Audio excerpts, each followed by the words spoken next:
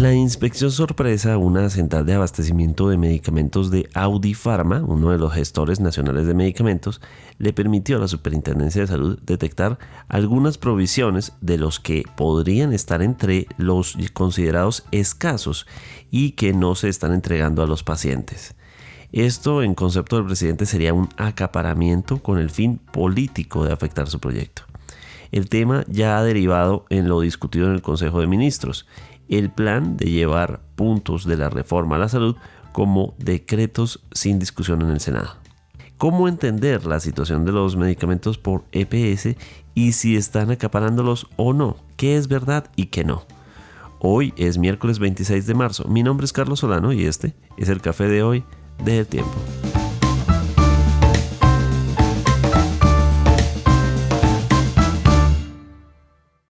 El Tiempo es un medio aliado de The Trust Project. Durante este martes 25 de marzo vimos un consejo de ministros casi coincidente con el partido de la Selección Colombia, apenas unas horas antes, que es consecuencia, lo que se habló en todo ese consejo de ministros, de una polémica que rodó durante todo el fin de semana, todo el puente festivo, con lo que el presidente califica como acaparamiento de medicamentos en los gestores de medicamentos que le ofrecen ese servicio a las EPS y que las EPS pagan por el servicio con los dineros de los colombianos. Pero lo que llevó en su momento a una visita sorpresa a un centro de distribución ha llevado a toda esta polémica que tiene muchos ires y venires, como muchos bemoles sobre qué es verdad y qué no, porque el presidente señala, insiste en un acaparamiento, los acusa a quienes están detrás de estos gestores de salud ha usado términos muy fuertes como asesinos o cómplices y de todos modos hay un montón de voces que dicen eso no es tan así. Por eso hemos querido invitar a Edwin Caicedo, quien es el redactor que maneja el tema salud en El Tiempo, para entender qué es lo que podemos ver de toda esta polémica y desde una óptica que no toma partido en toda esta discusión sobre qué es verdad y qué es mentira en esta polémica y hasta dónde nos va a llevar, porque durante este martes en el Consejo de Ministros el presidente ya habló de llevar puntos de la reforma a la salud por decreto. Bienvenido. Muchas gracias, Carlos. Yo quisiera empezar explicando de dónde surge esta problemática de acceso a medicamentos, porque hay que dejar claro que tanto el gobierno como los privados han insistido en que no hay ni escasez ni desabastecimientos. Medicamentos hay, lo que hay es dificultades para acceder a ellos. Entonces, ¿por qué estamos viviendo dificultades para acceder a ellos? Y ahí está la versión de cada uno de los sectores. Entonces, el sistema colombiano funciona así. Usted va, se enferma, va a su hospital, a la IPS, lo atienden, su EPS tiene que gestionar que ustedes le entreguen unos medicamentos. Para gestionar esa entrega, se hace a través de unos actores que se llaman gestores farmacéuticos. Por ejemplo, está Cruz Verde, está Audi Pharma, está Éticos. Esos son gestores farmacéuticos, que básicamente es la farmacia donde usted va y recoge los medicamentos que le ordenó su médico o quien sea que lo esté tratando. Lo que está pasando es que hay dos formas de obtener esos medicamentos. Una, el canal institucional, que es ese mismo que yo les acabo de decir. Ustedes lo atienden en su hospital, usted va a su gestor farmacéutico y su gestor farmacéutico le entrega los medicamentos. El otro es el canal comercial, es decir, uno va directamente a Cruz Verde, que también ofrece la posibilidad de comprar el medicamento y lo compra. Lo que está pasando es que los inventarios, es decir, la cantidad de medicamentos que hay disponibles en el canal institucional no se han abastecido porque no hay recursos para comprar más medicamentos. ¿Y qué pasa allí? Los gestores farmacéuticos están diciendo, a mí las EPS no me pagan, las EPS me deben 4 billones de pesos de la plata que el gobierno no les ha girado a las EPS, entonces si a mí no me han pagado, yo no tengo cómo comprar nuevos medicamentos. Lo que sí puedo hacer es vender en el canal comercial porque estoy recibiendo la plata inmediatamente y estoy reabasteciendo mis inventarios. Entonces hoy lo que está pasando es que estamos teniendo unas intermitencias, así lo llama FENALCO, intermitencias en el acceso por el canal institucional porque hay un problema de recursos. No hay plata suficiente o no está llegando la plata suficiente a los gestores farmacéuticos. Y entonces ahí surgen las dos versiones. Por un lado, el presidente habla de acaparamiento y por el otro, las gestoras y los gremios de gestores hablan de deudas. ¿Cuáles son las cifras, digamos, para redondearlas? El Ministerio de Salud afirmó que en los últimos 5 meses ha pagado 1.6 billones de pesos a las gestoras farmacéuticas para que se entreguen los medicamentos, es decir, a través de la GPS se han pagado 1.6 billones de pesos. ¿Cuánto se gasta en medicamentos al año en Colombia? Colombia gasta 100 billones de pesos en salud y de eso el 20% más o menos, 20-22% se va en medicamentos. Entonces, más o menos 22 billones de pesos se gastan al año. Es decir, que mensualmente se están gastando 1.6 billones de pesos, lo que quiere decir que en teoría las gestoras farmacéuticas tienen razón en que no se ha girado suficientes recursos porque el Ministerio de Salud aceptó a través de un comunicado oficial que en los últimos 5 meses ha pagado 1.6 billones. Es decir, en los últimos 5 meses se ha pagado lo que se gasta en un mes. O sea, todavía queda la deuda de 4 meses, que es más o menos lo que las gestoras vienen diciendo sea deuda, que es algo así cercano como a los 4 billones de pesos, con deudas anteriores, sin acumular estos últimos meses. Entonces, digamos, lo que estamos viendo es que por un lado el gobierno dice, están acaparando y nosotros les hemos pagado 1.6 billones en 5 meses, y por el otro las gestoras dicen, sí, nos han pagado 1.6 billones en 5 meses, pero lo que pasa es que 1.6 billones es la plata que yo me gasto en un mes para darle medicamentos a los colombianos. Faltan otros 4 meses, o sea, falta una plata larga que yo no tengo disponible para seguir abasteciendo mis inventarios. Edwin, ahí pareciera que el presidente planteara un debate que va hacia lo ético y lo moral, en el sentido en el que desde el gobierno dice, nosotros sí estamos pagando. Usted dice, claro, no lo suficiente correspondiente al mes que debe pagarle. Pero el presidente señala que al hacer la Superintendencia de Salud las visitas, encuentra una serie de abastecimientos de medicamentos en esos centros de distribución que a la luz o, digamos, al juicio del presidente significa guardar medicamentos que no están distribuyendo. Algo así como si el gestor de salud tuviera la obligación moral de repartir esos medicamentos más allá de la discusión de si se les paga o no.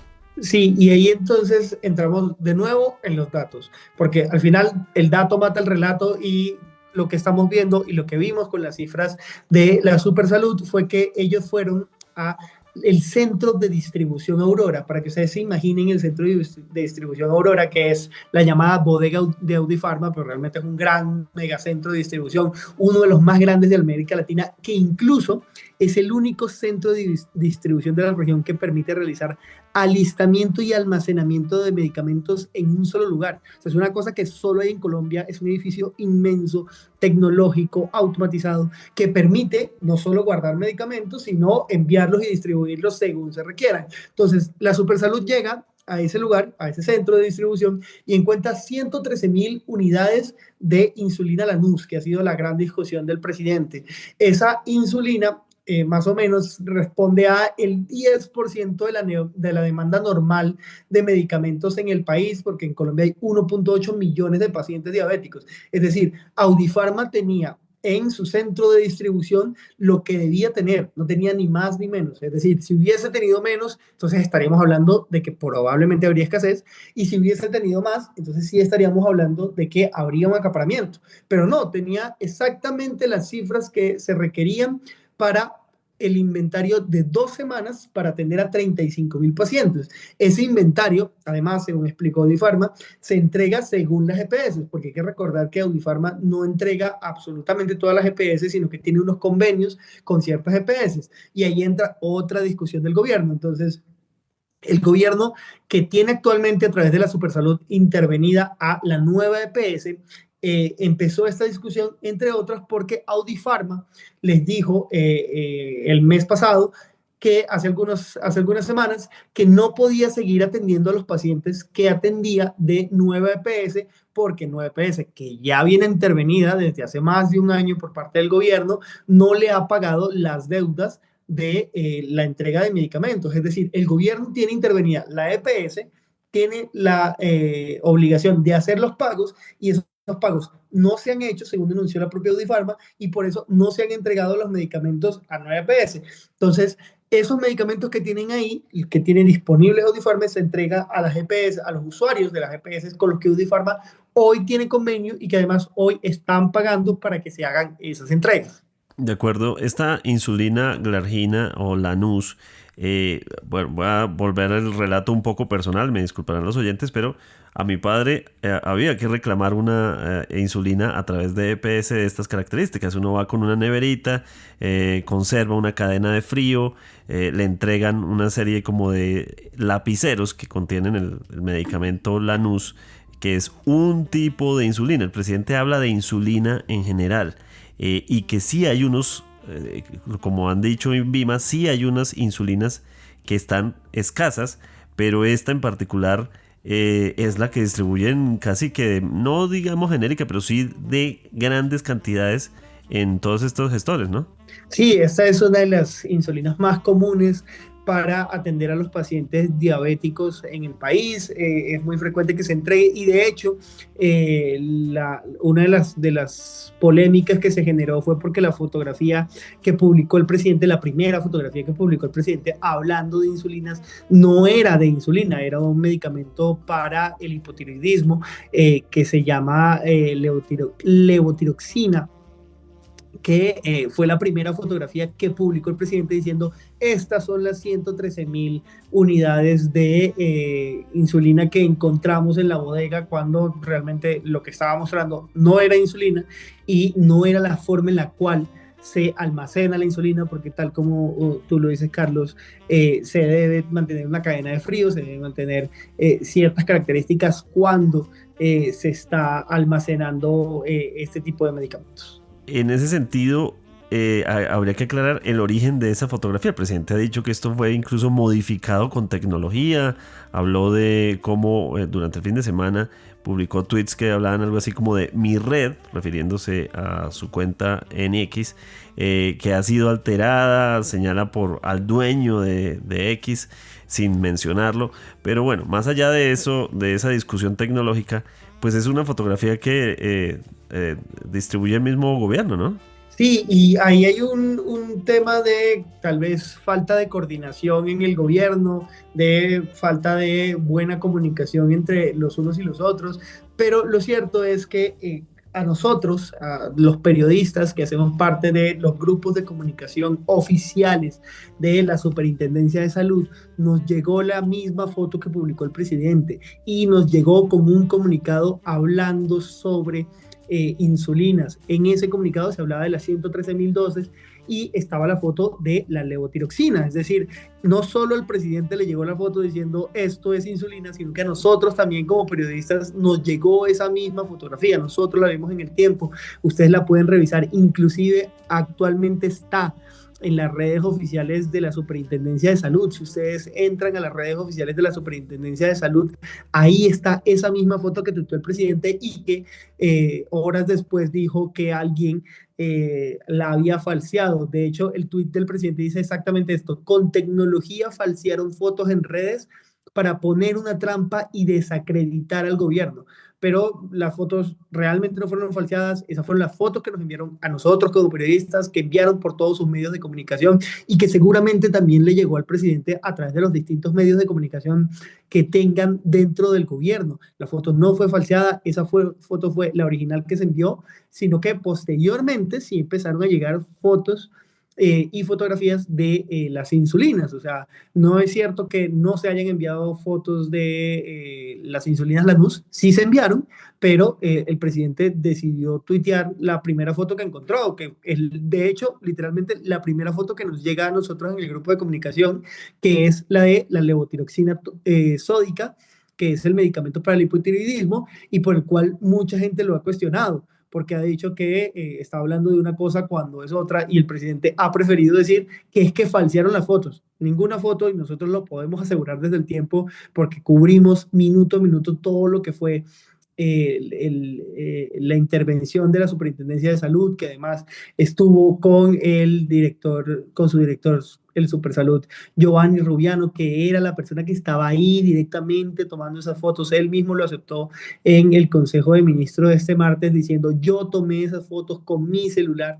Y yo las envié, es decir, el propio superintendente de salud aceptó que él tomó las fotos.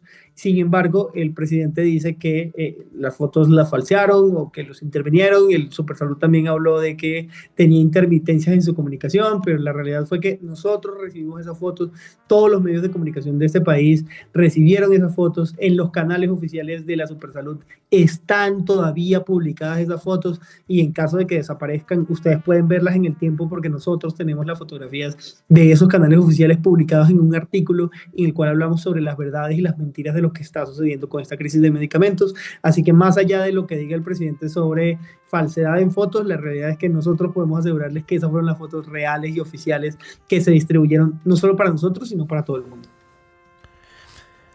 Edwin, partiendo de la buena fe de la idea de que el sistema de salud sea mejor, de que al presidente le preocupa que los medicamentos no lleguen a los más desfavorecidos y que haya una cobertura, cuando se desprende todo este debate en las redes sociales aparece gente que dice a mi tía o a mi mamá no le han dado esa insulina Lanús o le han negado la levotiroxina precisamente.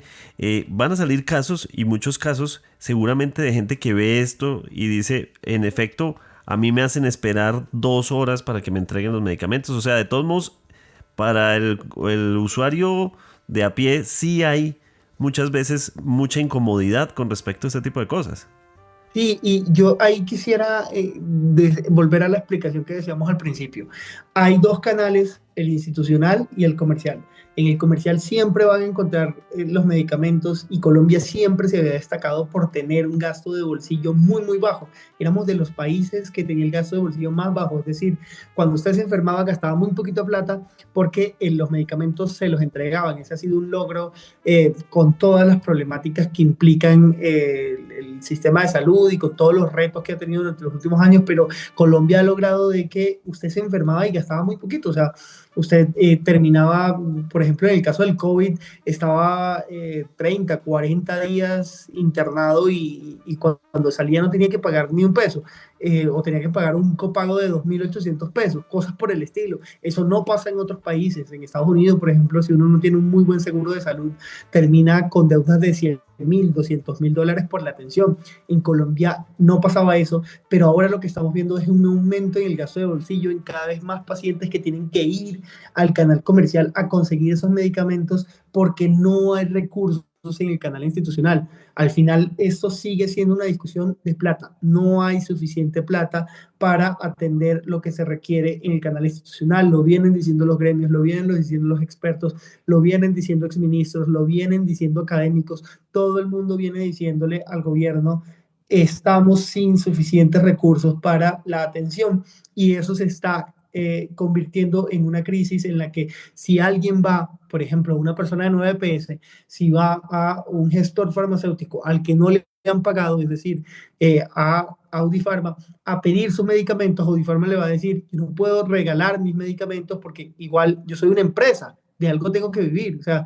yo no puedo ir entregando y entregando y entregando medicamentos y esto no es una defensa a Audifarma o a las EPS, sino que así funciona, o sea, Audifarma no va donde Pfizer, donde AstraZeneca, donde Abbott o cualquier otra farmacéutica internacional a decirle, hola, por favor, me regalas medicamentos porque tengo que entregarle medicamentos a los usuarios de 9PS que no me ha pagado la plata que me debe. Entonces, yo quisiera quedarme con las palabras de el director de Afidro, que hablaba de un punto que a mí me parecía clave. Él es Ignacio Gaitán y él decía que hemos hablado de todo menos de los pacientes. todo el mundo habla de las farmacéuticas, todo el mundo habla de la plata, todo el mundo habla de los recursos, pero nadie está hablando de los pacientes. Nadie está buscando soluciones para los pacientes. Todo el mundo está peleando por quién tiene la culpa y nadie se está concentrando en lo verdaderamente importante que es hoy los pacientes están teniendo que sacar plata de sus bolsillos para obtener medicamentos. Hoy los pacientes están nuevamente en una crisis de esperar horas y horas y horas y hacer largas y largas filas para obtener medicamentos. Hoy los pacientes están padeciendo un sistema cada vez más complejo, con cada vez más crisis, en el que es cada vez más difícil tener acceso al derecho a la salud. Pero Edwin, por ejemplo, en ese tema de los pacientes, por ejemplo, a través del Consejo de Ministros que vimos que duró un par de horas, más de 2 horas, se vio como el presidente insistía en esa atención al paciente y citó un caso, y lo hizo varias veces, de una reconocida clínica al norte de la ciudad a la que señaló de que casi no le prestan atención a una niña de 2 años que llega por un tema de que no puede consumir su leche materna y tiene que consumir una leche especial y se la estaban negando porque no venía de una prepagada o un sistema complementario. En fin, citó esta historia varias veces y queda la sensación de que precisamente esas injusticias, el presidente pone el foco sobre esas injusticias que serán no solo esas, sino muchas veces muchas historias que vemos y que incluso le pasan a parientes nuestros. Sí, y ese caso ejemplifica muy bien cómo está actualmente el sistema. El presidente tuvo que actuar, la Supersalud tuvo que intervenir porque las IPS que han venido diciendo y han venido insistiendo que no tienen capacidad para seguir atendiendo porque no tienen recursos, niegan atenciones. Entonces, no solo pasa con esta niña que gracias a Dios se logró su atención, sino que pasa con cientos y cientos de pacientes. Sobre todo, por ejemplo, una cosa que estamos viendo y que nosotros en el tiempo lo hemos denunciado a propósito de que esto es un tema infantil y pediátrico, y es que las IPS, es decir, los hospitales y clínicas del país, están cerrando unidades pediátricas porque son muy costosas y no son eficientes económicamente. Es decir, como esto me cuesta mucha plata y a mí no me están pagando, yo voy a cerrar las cosas que son un hueco financiero para mí. Entonces, cada vez hay menos unidades pediátricas en el país porque cada vez hay menos recursos para mantenerlas porque son altamente costosas. Entonces, estas situaciones se van a seguir presentando porque si las hospitales y clínicas no están recibiendo los recursos que requieren para poder seguir funcionando, entonces no van a poder seguir operando y entregando los servicios que las personas necesitan cuando se enferman. Solo por ponerle un ejemplo que, de nuevo, que es un dato que mata el relato sobre la discusión de los recursos. La UPC, que es la plata que se utiliza para pagar las atenciones médicas de nosotros como pacientes, este año creció 5,36%. Eso fue lo que se definió que iba a crecer, pese a los llamados de los expertos de que debía crecer al menos 14%. Sin embargo, el gobierno se quedó con ese crecimiento de 5,36%. Eso sin considerar que el mismo gobierno había aumentado el salario mínimo en 9%.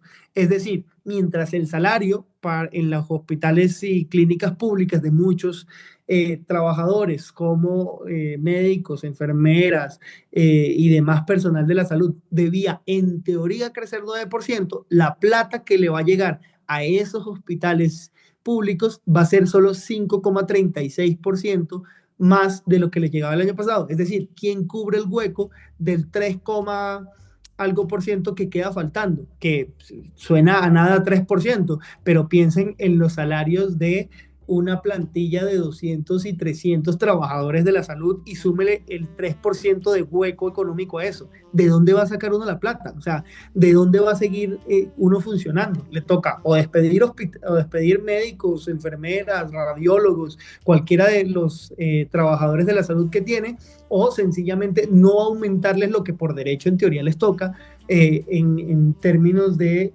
aumento salarial. O sea, y eso lo han venido denunciando las distintas asociaciones de clínicas y hospitales del país, tanto las públicas como las privadas, diciendo cómo vamos nosotros a aumentar los salarios y a ser competitivos y a evitar que se vayan los médicos, enfermeras y otros trabajadores de la salud a trabajar a otros países, si por un lado nos están diciendo que la UPC, que es lo que nos dan, solo va a crecer 5.36%, y por otro lado nos están diciendo que deberíamos subir el salario mínimo en 9%. O sea, no hay comparativa. El mismo gobierno está subiendo dos cosas distintas y creando unos huecos financieros que el propio sistema de salud no puede manejar, y que entonces terminan generando estas problemáticas porque no hay unidades pediátricas de atención, no hay médicos disponibles porque no hay suficiente para pagarle los salarios, no hay equipos de salud disponibles, se están cerrando unidades distintas, unidades de atención, no hay gestoras farmacéuticas que puedan entregar los medicamentos. Básicamente la crisis va creciendo y creciendo y creciendo, mientras el gobierno sigue insistiendo que la plata debería ser suficiente. A manera de conclusión sobre todo este tema, ayer el presidente Gustavo Petro planteó en el Consejo de Ministros, en el que fueron protagonistas los sectores de salud sobre todo este tema, que si la reforma a la salud, el proyecto actual que está a puertas de ser debatido en la Comisión Séptima del Senado, se cae en esa instancia, no tiene interés en volverlo a presentar, sino que establecería algunos de los puntos de esa reforma por decreto, lo cual plantea un nuevo debate político que seguiremos a través de este podcast más adelante, y es si la herramienta del decreto es la que requiere el gobierno, porque si hay leyes que rigen sobre el tema, no puede establecerse por decreto cambiar la ley. Eso en términos prácticos significa que muy probablemente si presenta como decreto se puedan caer nuevamente. Seguiremos atentos a todo este debate en el café de hoy.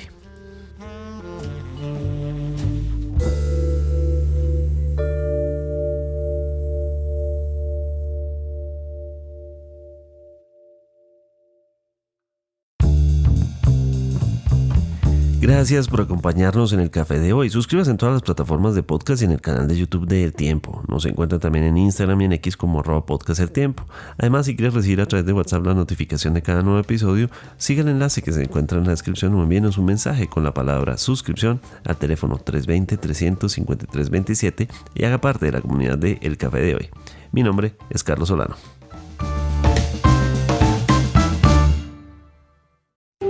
Podcast El Tiempo.